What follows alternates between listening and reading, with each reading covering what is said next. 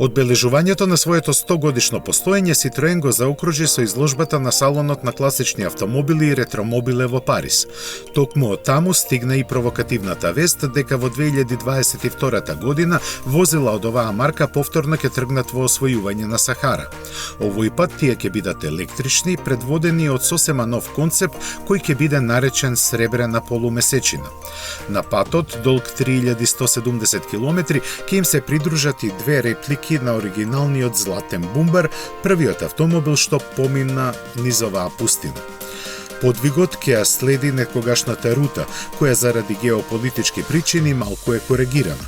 Стартот е во Тугурт, во Алжир, каде во чест на експедицијата во 1922 година на Citroen му е подигнат споменик. На целта во градот Тимбукту во Мали ќе се пристигне после 21 ден патување, на кое како и некогаш технологијата треба да ја победи суровоста на пустината.